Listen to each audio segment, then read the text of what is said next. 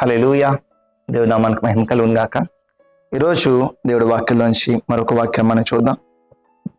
యోహాను రాసిన మొదటి పత్రిక 2వ అధ్యాయము 17వ వచనం. లోకమును దాని ఆశయు గతించిపోవచ్చున్నవి కానీ దేవుని చిత్తము జరిగించువాడు నిరంతరము నిలుచును. లోకము దాని ఆశయు గతించిపోవచ్చును అంటే ఇప్పుడు లోకం ఉన్నది, లోకంలో మనుషులు ఉన్నారు. ఇక్కడ దేవుని వాక్యం సెలవిస్తుంది, లోకము గతించిపోతుందేమో కానీ దేవుడి వాక్యానుసారంగా ఉన్నవారు, ప్రభు మాట్లాడుతున్నారు, దేవుని చిత్తమును జరిగించువారు నిరంతరము నిలుచును. అంటే ఈ లోకము గతించిపోయినా దేవుని నమ్మిన వారు, ఆయన చిత్తమును జరిగించేవారు నిరంతరము నిలుచును. హల్లెలూయా. ఎంత గొప్ప భాగ్యం అండి ఇది, ఎంత గొప్ప భాగ్యం కదండి. నిరంతరము ఈ సృష్టి ఉంటుంది. ఇంకా ఒకనొక దినమున సృష్టి అంతా కూడా, సృష్టి దాని నాశనానికి పోతుంది అంటే బైబిల్ వాక్యం అంటే సృష్టి దాని నాశనానికి పోతుంది. సో కాబట్టి ఈరోజు ఈ వాక్యం మనం వింటున్న మనం అందరము కూడా దేవుని చిత్తము చేయవారుగా మనం ఉంటే కనుక మన జీవితము నిరంతరము నిలుచు. ప్రభుతో మనం ఉంటాం, ప్రభువులో మనం ఉంటాం, పరలోక రాజ్యంలో మనం ఉంటాం.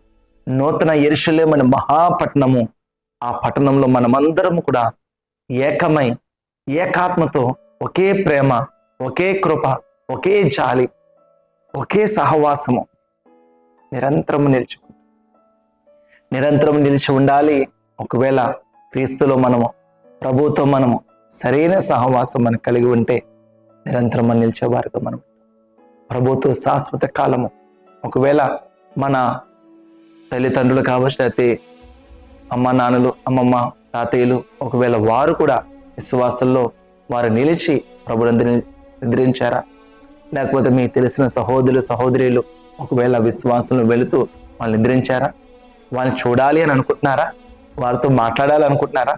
ఇదే మార్గం, దేవుడు మనకిచ్చే మంచి మార్గం.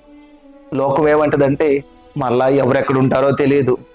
లోకం ఇంకా పునరుద్ధానం గురించి మాట్లాడదు, కానీ మరో జన్మల గురించి మాట్లాడుతుంది. కానీ ఇక్కడ ప్రభు మాట్లాడతాడు, దేవుడి చిత్తానుసారంగా మీరు నడుచుకోగలిగితే, ఆయన చిత్తాన్ని నడిపించగలిగితే నిరంతరము నిలిచి ఉంటారు.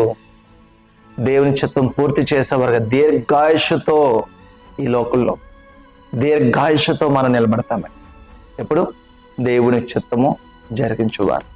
యోహాను ఆఖరి సాక్షి, శిష్యుడైన యోహాను ఎన్నో మార్లు అతని మీద మరణించాలని, అతన్ని చంపడానికి ఎన్నో ప్రయత్నాలు చేశాడు. కానీ దేవుడు తన కృపచేత అతన్ని రక్షించాడు. పండు వృద్ధాప్యంలో చిట్ట చివరి సాక్షిగా తను నిలబడి క్రీస్తు కొరకు మరణించాడు. సో ఈరోజు దేవుడు కృప మనతో ఉంటే నిరంతరం మనం నిలిచేవారుగా మనం. దేవుడు కొద్ది మాటలు దీవించును గాక.